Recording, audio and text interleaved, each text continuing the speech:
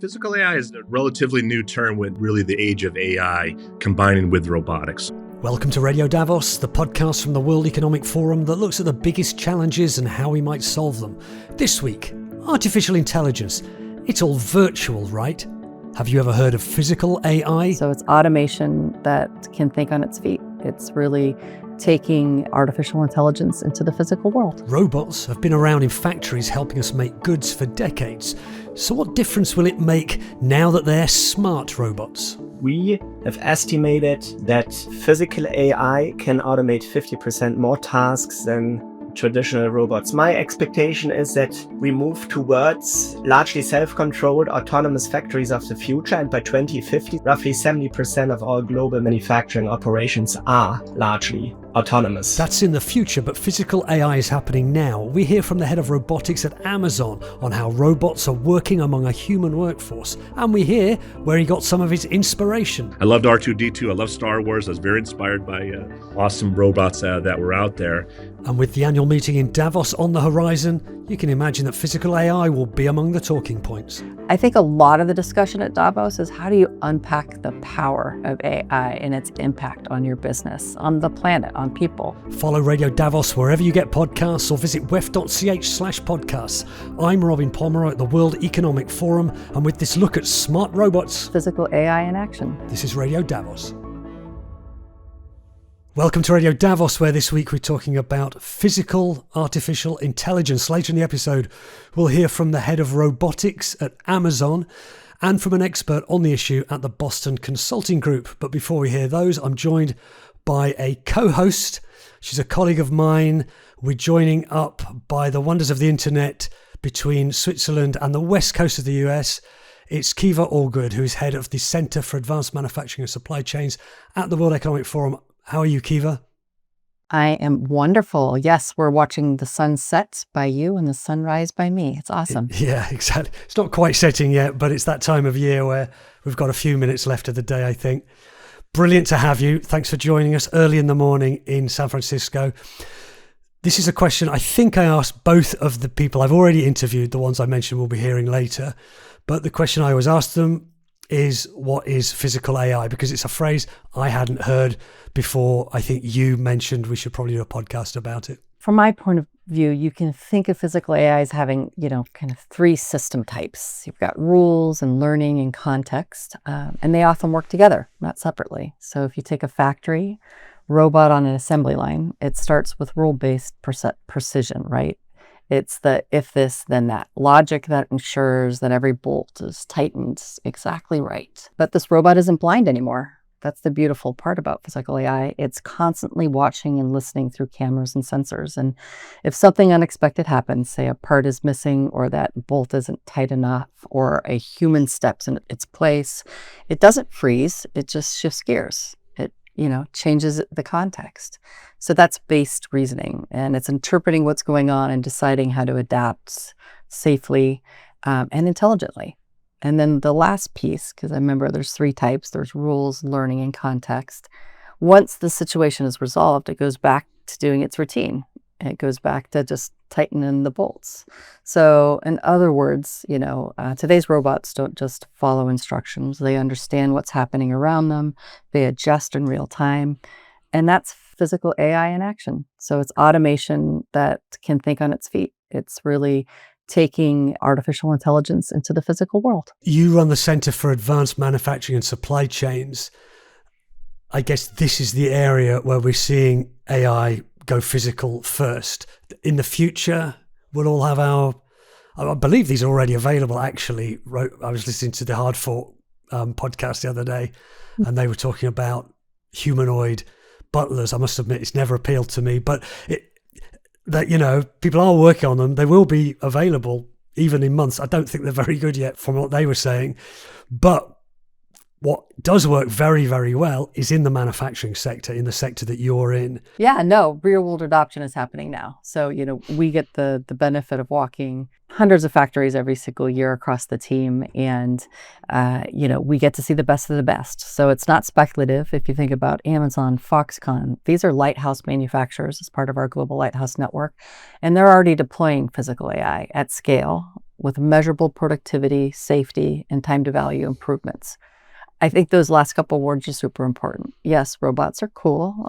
We've all had a toy or two. I used to watch the Jetsons. To your point, the butler. That is nice and interesting, but in the industrial landscape, you have to be safe. You have to provide measurable productivity and, real time to value improvements. If you aren't doing those things, if you're not helping a company make money, save money, or, innovate faster, they're not going to roll out the technology. So yes, manufacturers, supply chain, logistics, those are all at the forefront of implementing and using AI for good.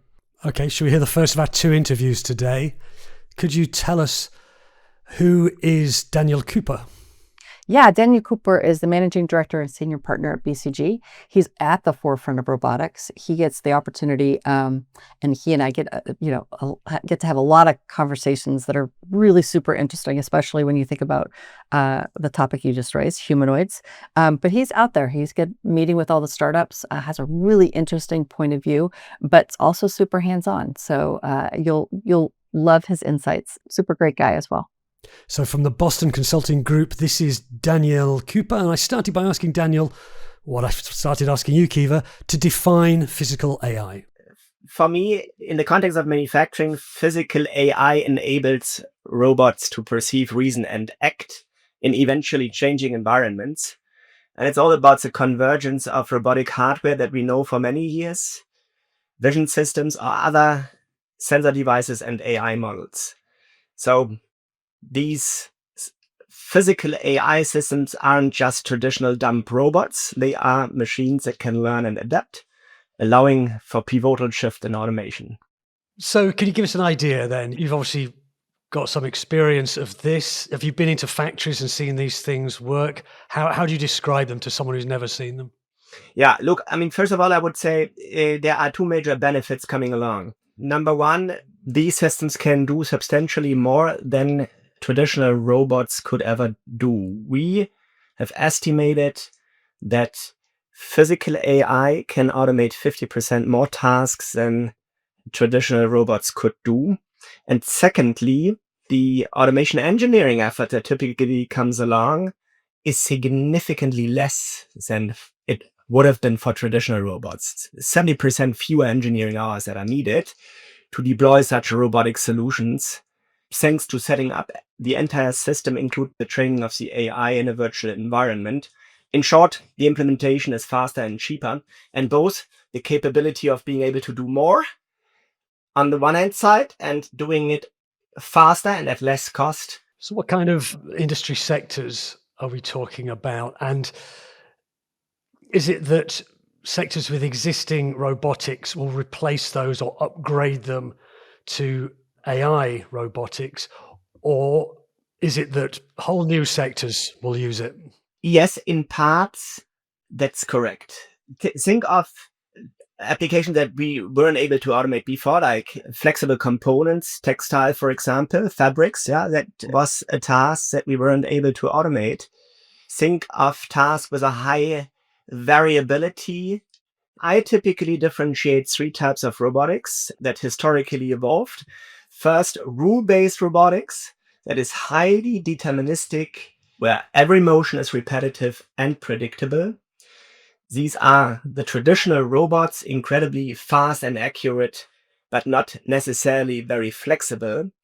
Then the second type of robots, I call them training-based robotics. That's where AI comes into play. Robots that learn tasks using methods like reinforcement learning. They can handle tasks with more variability.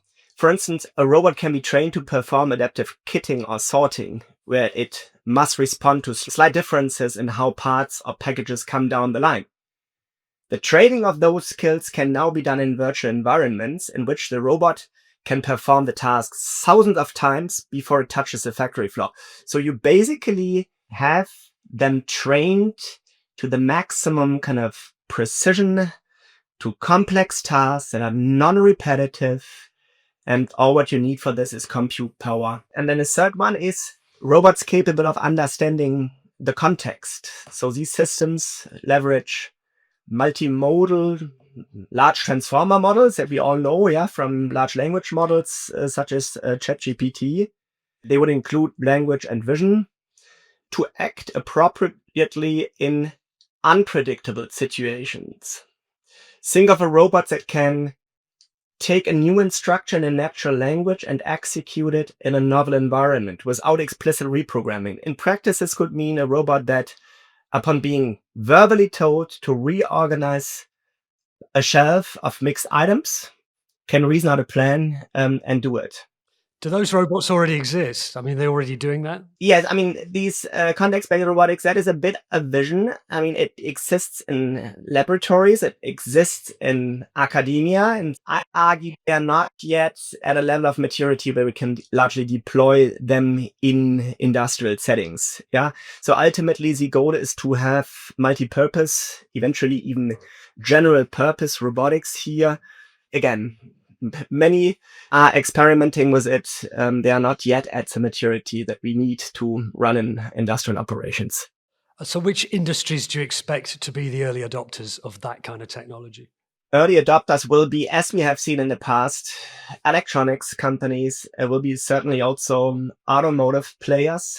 In general, those companies where the pressure to automate is high, while at the same time there were hurdles in place in the past that they couldn't overcome, and that this new technology now helps us to overcome. Why is this happening now? What was the breakthrough that meant this could happen now? Why didn't this happen 10 or 20 years ago? I would say, there are multiple aspects, 3 or 4 to mention here in particular. So first of all, there was an incredible acceleration of computing power that we have observed over the last 8 years, with a factor of 1000x, outpacing what we would have expected from the Moore's law by 25 times, which is impressive. I vividly recall discussions around 2010 where people were concerned that we won't be able to catch up with Moore's law. Actually, the opposite was the case over the last couple of years. Remind us, Moore's law kind of predicts that compute will... It is predicting an exponential growth of compute power. And this is, of course, limited by the semiconductor devices that we use for it. And with the developments over recent years that we have seen, that's one of the foundational drivers for many kind of frontier technologies, but also for robotics and physical AI. It enabled a second key driver, which is closing or narrowing down the simulation to reality gap. That is also super critical for robots, because robots can now be trained extensively in virtual environments, which was not feasible just a few years back. Advances in simulation, digital twins, and synthetic data allow robots to practice tasks thousands of times in a photorealistic virtual environment, then transfer that learning to the real world.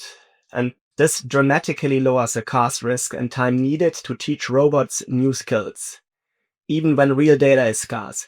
That's a second important kind of foundational trend. And then the third one is vision language action models, how they are often referred to, and they let robots interpret complex demands and unfamiliar situations by drawing on broad training.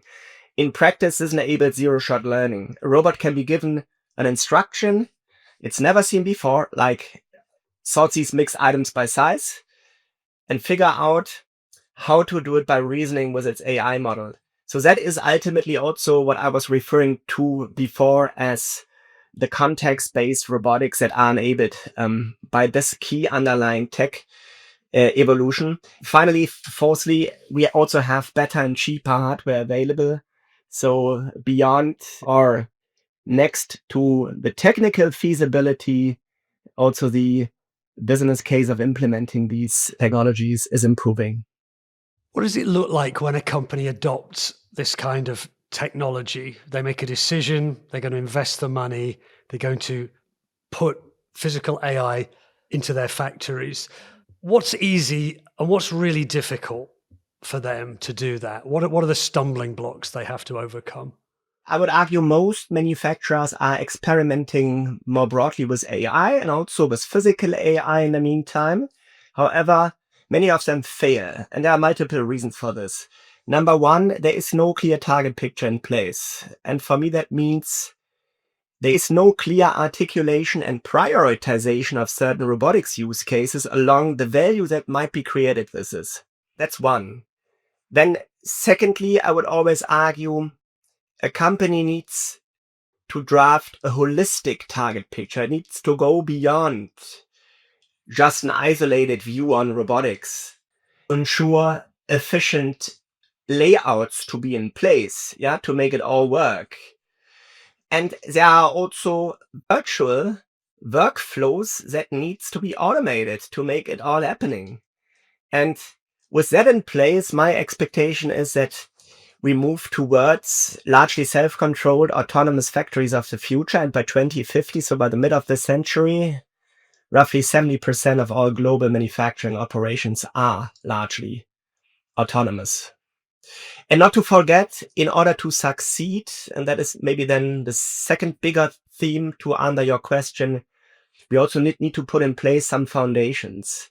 Our companies need to go beyond piloting isolated use cases. We really need to implement a technology infrastructure, most notably in IT/OT architecture, that allows for scaling, and we need to evolve people capabilities all along. So let's imagine we're living in this future in 2050 when all the factories are automated. What happens to the jobs? This used to be mass employment in factories, and that vision looks like there's actually no people in them anymore. I mean, there's a lot of talk around dark factories, lights out factories, and to some extent it is how it will look like, but a job displacement will mostly happen in direct manufacturing jobs. Robots are increasingly taking over physical routine tasks and therefore freeing up humans for higher value work. Some of the jobs will change, and also some new roles will emerge. And a higher productivity means that the same number of people can produce higher outputs, or the same output is produced by a lower number of manufacturing employees. And one of the two we will see. So there will be a structural transformation that needs to be managed, and eventually, and in some sectors and in some regions, it will also come along with significant job cuts, at least in the midterm. However, shifting the view more towards a macroeconomic perspective, when you ask me, will we see mass unemployment just because of physical AI, my clear response is no. I mean, we haven't seen that after the first industrial revolution. We haven't seen it after the second, and also we haven't seen it after the third industrial revolution. There have been structural challenges that need to be managed, but when and once physical AI will be broadly impactful, technology drives down cost, and thus new employment will emerge. So my overall outlook is very positive here. On a human level, have you been into factories and watched some of these robots, or even in laboratories or universities? And has anything kind of impressed you? Or have you seen it all now and nothing impresses you anymore? Has there been a moment where you've looked at something happening and thought, wow, that's the future right there? No, I'm daily in factories and am observing how this evolves. And I've done that for the past 20 years or 25 years in robotics now. So the evolution is incredible. It is happening at an incredible pace, and it impresses me every single day. Now, what is also top of mind of many, many people in these days are humanoid robots.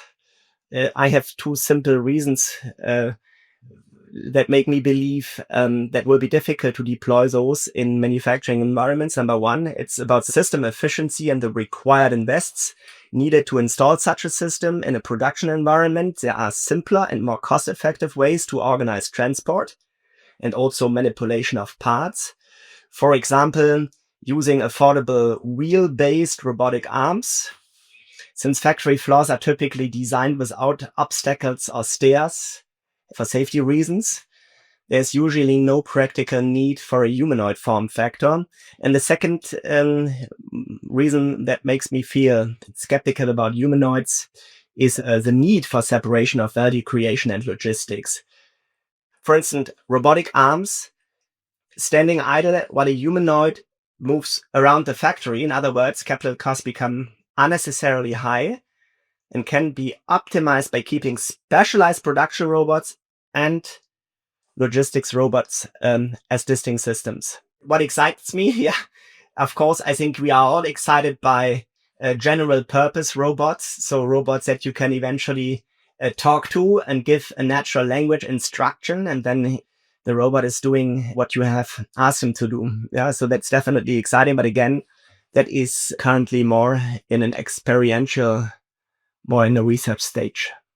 And do you think physical AI will first be pioneered and deployed in manufacturing and then may go out to do other things? You think about humanoid robots in science fiction, you think about the robot butler or whatever. You've just set the case for there's no need for that in a factory, but people may wish to have that at home. Do you see this is the first stage, and then after manufacturing, other sectors, including domestic work? Yes, so with the exception of humanoid form factors, I believe indeed that manufacturing will be among the first users of advanced robotic systems of physical AI for various reasons. There's a cost and margin pressure that companies need to address. Secondly, there is a labor and skill shortage. We expect labor shortage could be as high as 200 million by 2040. So there's a need also to find or replace people with robotics. Thirdly, in order to avoid significant inflations, we need to find ways to get more productive and therefore produce in high-cost countries at similar cost levels as we would be able to produce in low-cost countries. Then fourthly, need for consistently high product quality. A robot can operate 24/7 without losing focus or getting tired. That's another key dimension. And those taken together, including the significantly improved return on invest, the payback period has been decreasing from 5 to 7 years in manufacturing applications for those most advanced systems to 1 to 3 years. In the meantime, it will continue to improve. So all of this taken together, I believe manufacturing will be the first or one of the first sectors to implement physical AI. Daniel Kuepper, who's a managing director and senior partner at the Boston Consulting Group. Before we get into the next interview, can you just tell us, what work do you do on this and kind of what is the output from it? Because you have these networks of partner companies that are involved in this, but you're publishing reports and research. So we've been working really diligently with our industry partners, with different governments and ministries, as well as academia, to really say and outline, okay, what is physical AI? In terms and examples that I just gave. It's enabled through breakthroughs around multimodal foundational models, reinforcement learning, tactile sensing, autonomous decision-making. We define all those in our report. So I think for us, what we try to do is create a framework for people to learn. And that framework then gives them the ability to apply and drive impact on a factory floor, in logistics. And again, for us, we're able to do a lot of that research collaboratively across all three of those dimensions. So we really get a holistic view of also what's real and what's hype. And we try to demystify both of those. But I think the report that we just published really gives leaders the ability to understand the technology and the impact that it has. But it also allows us to understand some of the things that are holding it back. So we explore, again, if you think about physical AI on a manufacturing floor, some of these systems have been around for decades. They're old, not as old as me, but they're old. And it's hard to collect some of the information. So some of the things that are holding back physical AI are lack of data security, 3D spatial intelligence, and generalized dexterity. And you're starting to see those things advance as well. So we don't just explore the tech itself, we explore the impact that it has on the business, and we give you a framework to really understand also what's holding it back. What's the name of that report? Physical AI powering the new age of industrial operations. Wonderful. A link to that in the show notes of this episode. Right, let's go to our the second of the two interviews for this episode. We're going to Amazon, which everyone knows what Amazon is, the company you order goods from, and it's handling lots of different packages, sorting them, sending them. Tell us about our next guest. Yeah, Ty Brady. He's the chief technologist at Amazon Robotics. And I think, one key highlight here is Amazon's really done a lot of work on publishing the criticality of bringing in automation and robotics, but also for the benefit of the people who work there. So really interested to hear Ty's perspective. Well, let's hear Ty. This is me asking him, again, that basic question. Tell us about physical AI. Does anyone ever say to you, what is physical AI? And if they do, how do you answer? I do hear that quite a bit. Physical AI is a relatively new term with the age of AI combining with robotics. So let me start with how I define a robot. A robot is when we blend together sensing, computing, and actuation in a physical embodiment to perform a task across a spectrum of intelligent behavior. The behavior can be anywhere from a scripted task to very much being aware of your surroundings. And what physical AI does is it's kind of bringing the mind to the body of robotics. It's allowing those bodies to be more reactive, more adaptive, more integrated into our everyday environment. We're all familiar with robots on production lines, putting cars together, things like that. That's been happening probably for about half a century now, I would guess. Those are, I assume, programmed for the movements and the actual things they're doing. They're not thinking for themselves. They are in one place or they're programmed to move to certain places. How are your robots different from that? I've been in the industry for a bit, and really robotics that started out in the automotive industry. You can think of, really large, bulky arms that are doing very fixed patterns of welding. Why cool, for sure, the car parts had to be exactly in the right spot. And if it wasn't where it needed to be at a certain time, then the weld wouldn't happen very well. But boy, have we come a long way now. So I can give, for example, inside of Amazon, we have a world-class capability in mobility and in manipulation. And let's just talk about mobility first. I think a great example is our Proteus robot. And what it is it's a collaborative robot that can move containers of packages from a sort chute to any outbound dock truck. So there's a truck waiting on our outbound dock and we want to go to the right truck.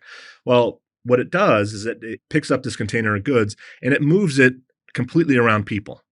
Right? It's a safety certified robot that can move containers of goods around people, allowing people to do whatever they want to do. And maybe they're moving their own container of goods. It allows us to bring efficiency to the outbound dock process, or actually any dock process. Very adaptive, very in tune with the environment, and also in tune with people, working as a collaborative agent for people. As you're speaking, I just Googled it. There, I'm looking, I believe, at a picture of the Proteus robot. Do you see a little green robot with cute little eyes? It is green and it's cute little eyes. It looks in the picture a bit like my vacuum cleaner. Yes. I think it's probably a lot bigger than that because I also see it picking up a big pallet of goods. I mean, what kind of size is this thing? It's bigger than your Roomba. It's probably a couple feet wide by a couple feet deep and maybe a foot tall, something like that.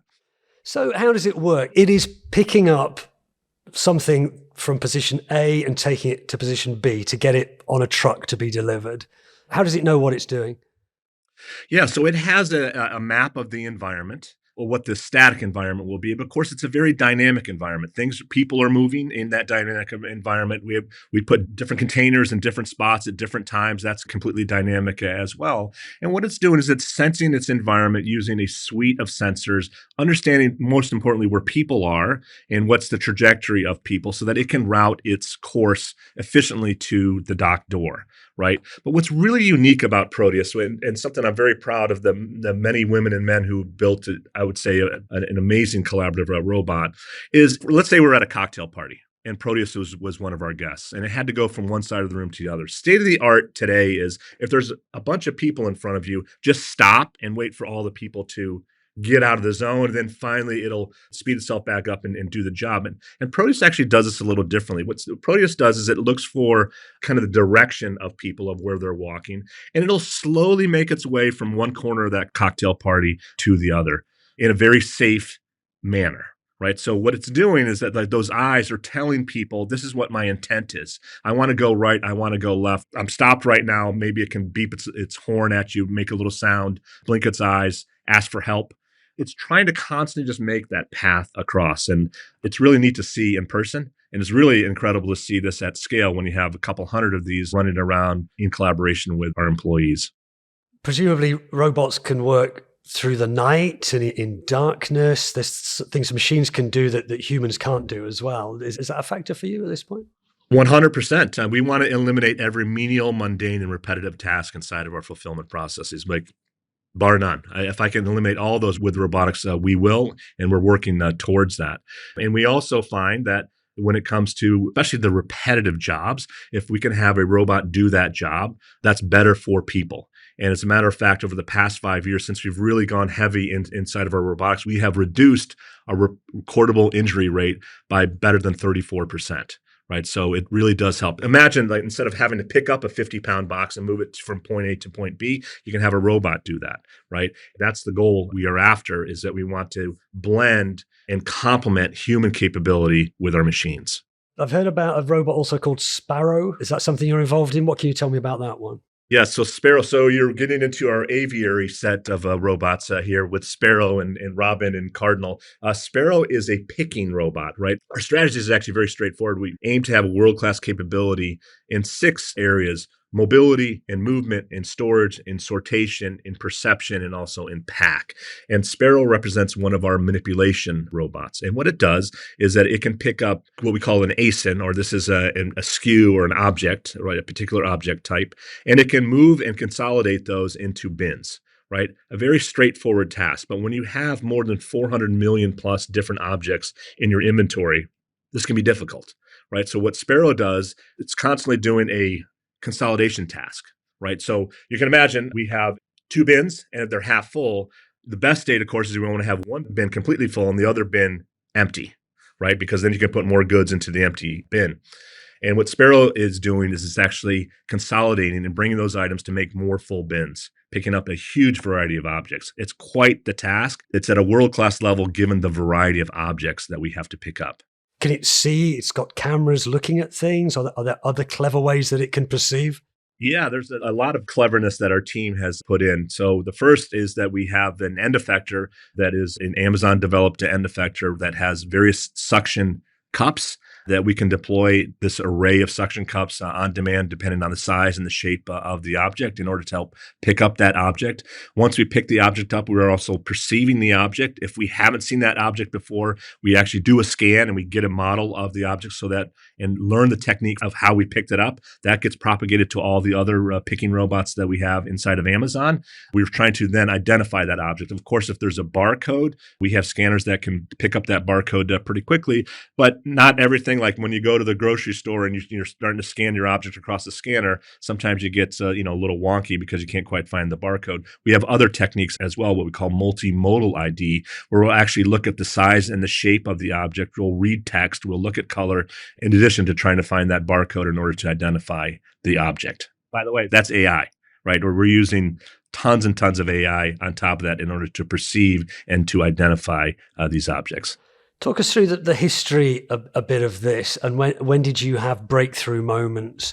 I'm sure you had moments of frustration and a failure and moving on to the next thing. Were there any moments where you kind of cracked it? What were the early stages? I could take that question in 2 ways. Like, let me just start with, sorry, it's going to be an old man alert, because it seems like it's been 40 plus years in order to get here. So cracking the secret sauce in robotics has taken a long time. We're not there by any stretch. There's a long way to go. But when I started in the 70s, started programming, and I fell in love with computers. I saw the power of computers and what computing can do. In the 80s, the personal computer revolution came around, and I got pretty good at programming and understanding how computers work. I started to get into hardware of how can we task computers to do interesting things, particularly in the physical world. I was very fascinated by that. I loved R2-D2. I love Star Wars. I was very inspired by awesome robots that were out there. Then the 90s came around, and I was actually at MIT, and that's when the internet came.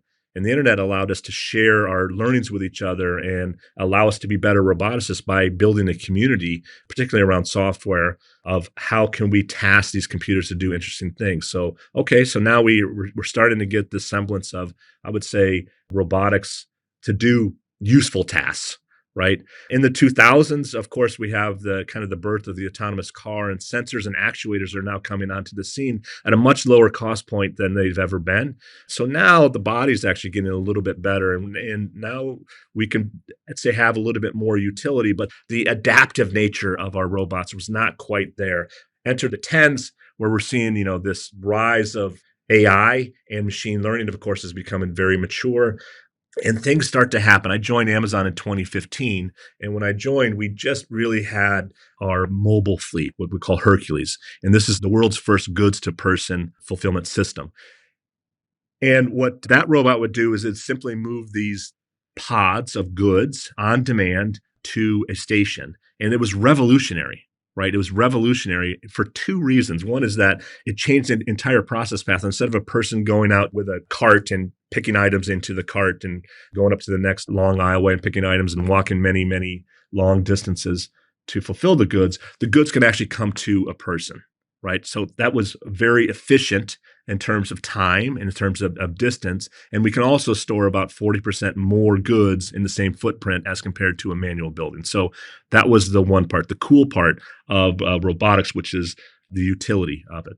And the second is that there was a drive unit that could carry these goods on demand very efficiently in a structured field. And the robotics learnings that we had kind of building that body up in the structured field, which means it's behind fences and it can move goods, really came along in 10 years. In the last 5 years, we've seen just an incredible, I'd say, growth inside of robotics. Not only are we able to move goods, but we can move them in a collaborative environment where we can eliminate the fences. Not only can we identify goods, we can identify many, many goods that we had never seen before and identify new grasp strategies thanks to generative AI techniques. And even in the structured fields when we're moving goods, an algorithm or algorithms that we've used for 10 plus years, just last year using generative AI, we fed in our data. Of course, data is the fuel for any AI system. We fed that data into a generative AI algorithm maker, if you want to think of that, and it popped out what we call deep fleet. We just announced this, where it's 10% more efficient. So our drive times have been reduced by 10%. So 10 years worth of effort, and then we pop it through our generative AI system, and now we have this operational AI system controlling our fleet. Really, really incredible. Now we're here in the 20s. I think we're really starting to get application down, right? Now that we have, I'd say, the mind and the body together, kind of the robust application, and particularly in e-commerce, is set up well for this.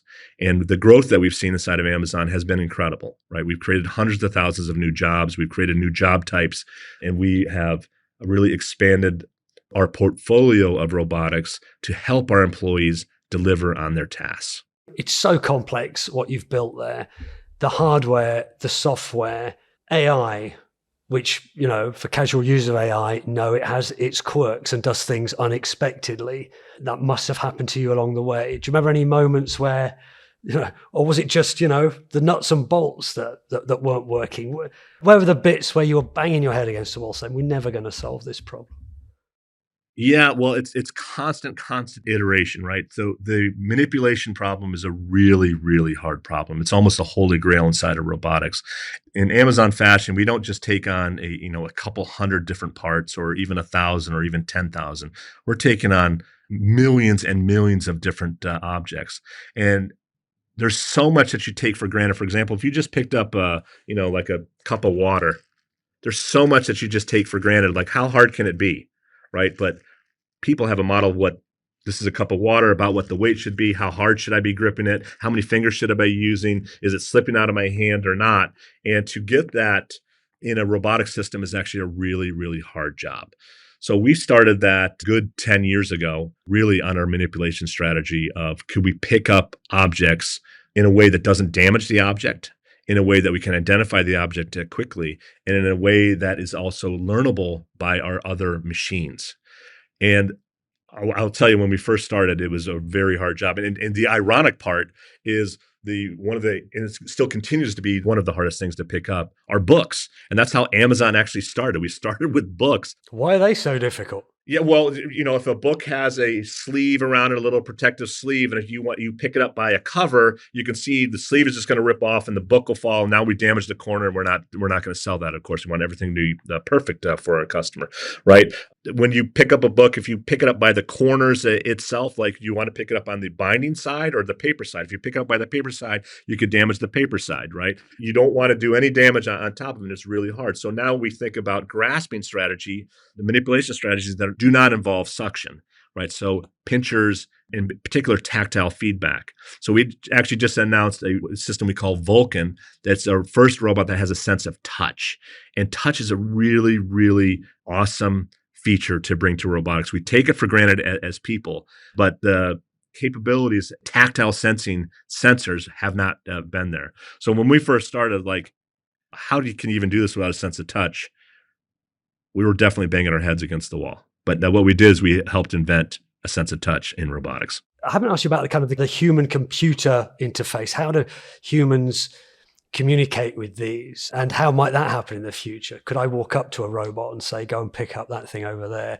Or is there someone in a control room typing something on a keyboard? Yeah, no, it's such a great question. So there's kind of where we are today and where we want to go. So let's talk about where we are today.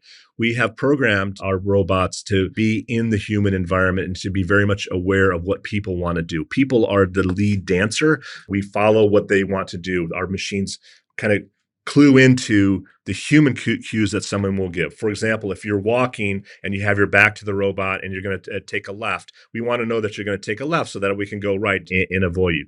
If you're coming too close, we want to understand, like, okay, you're coming a little too close. We're going to give you maybe some message. Maybe it's a glance of the eyes that they have. Maybe it's a blink of lights. Maybe it's a sound that would come to signal the intent from the machine to the person to say, hey, I need a change to happen.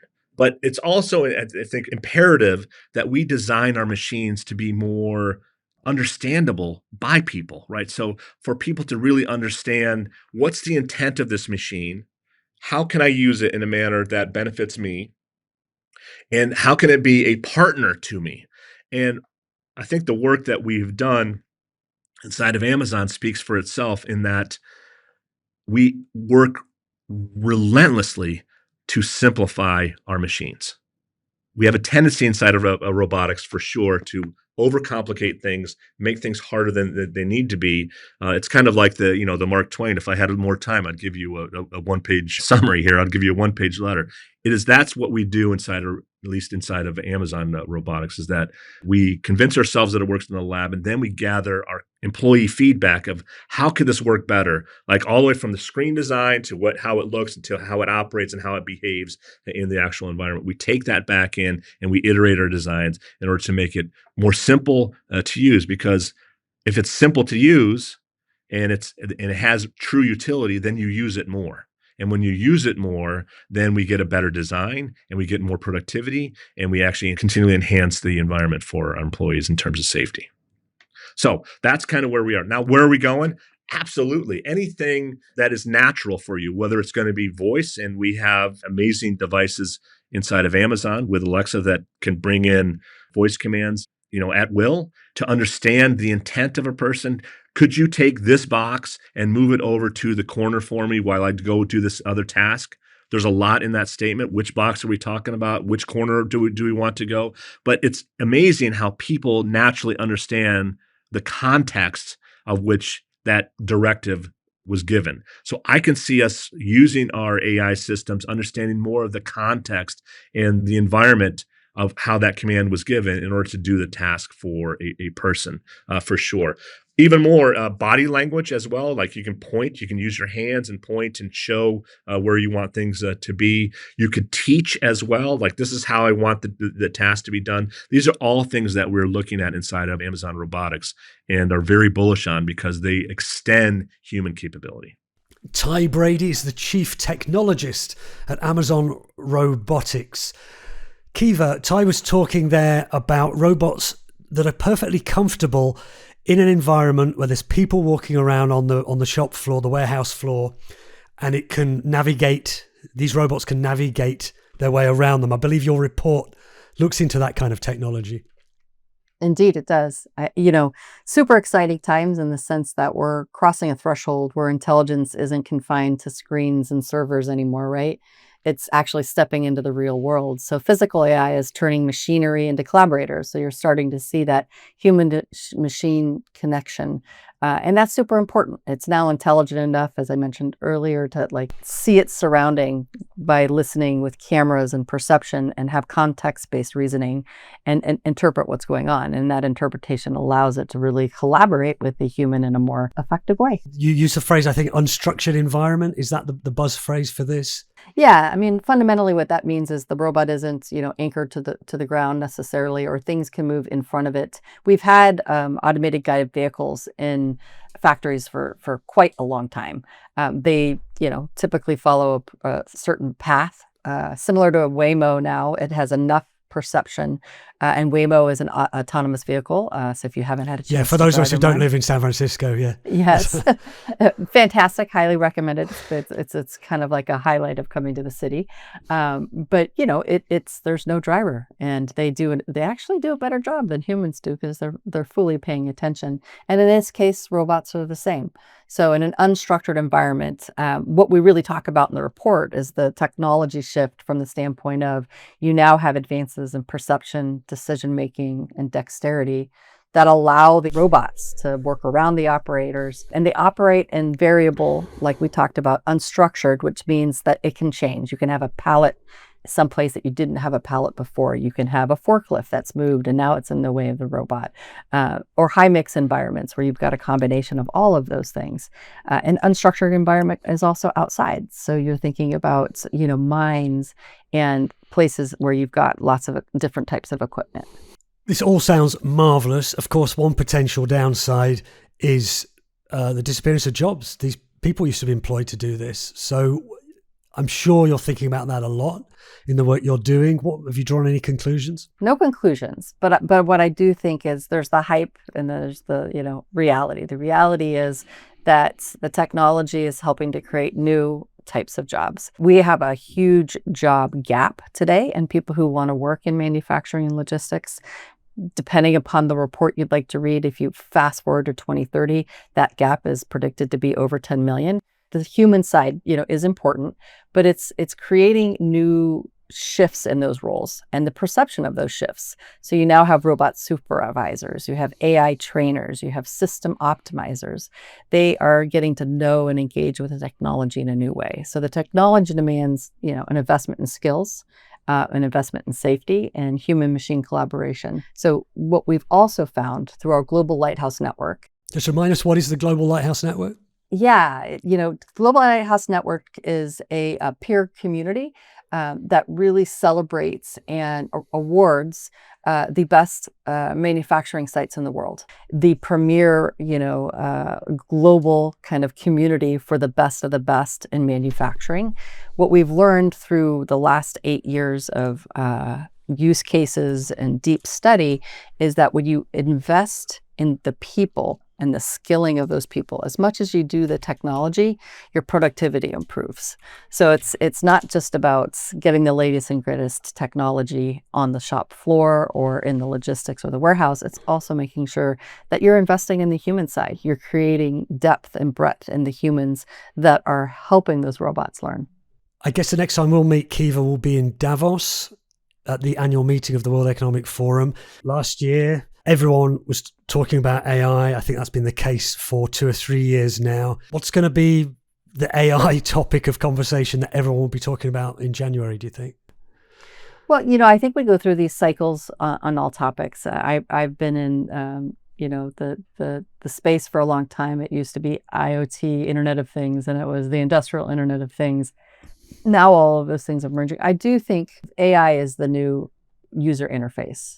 I think a lot of the discussion at Davos is how do you unpack the power of AI and its impact on your business, on the planet, on people, because the technology is changing so quickly. So I think a lot of the dialogue at Davos this year is going to be how do you unlock that new intelligent interface? It's not just a user interface, it's an intelligent interface. And with that intelligent interface, what are the insights that you can gain? There's going to be a lot to talk about in Davos. There'll be lots going on. Is there anything in particular that you will be launching that people should be paying attention to? Yes, we're very excited about our new Lighthouse Intelligence platform. So this is an AI-powered and driven platform that is capturing all the insights from the last 8 years of our global Lighthouse network. And we've been able to really take all the data and really understand the impacts across 5 different dimensions. So this new tool really allows people to go in and explore all those use cases. If you're trying to drive sustainability, you can look at ways to save money and drive productivity in sustainability and talent and new product introduction. And the platform allows you to do that behind a screen. Kiva Allgood, you're Managing Director of the World Economic Forum and Head of the Centre for Advanced Manufacturing and Supply Chains. Thanks so much for joining us to talk about physical AI. Thank you, Robin. I always love our conversations. Me too. See you in Davos. You bet. See you there. Thanks to Kiva Allgood, and thanks to our guests, Daniel Kuepper of BCG and Ty Brady of Amazon Robotics. You can find the report Kiva mentioned. It's called Physical AI Powering the New Age of Industrial Operations. Just search for that or look at the link in the show notes. This episode of Radio Davos was written and presented by me, Robin Pomeroy, with editing by Jerry Johansson and studio production by Taz Kelleher. You can find all our podcasts at wef.ch/podcasts, or you can just search Radio Davos wherever you get your podcasts. We'll be back next week, but for now, thanks to you for listening and goodbye.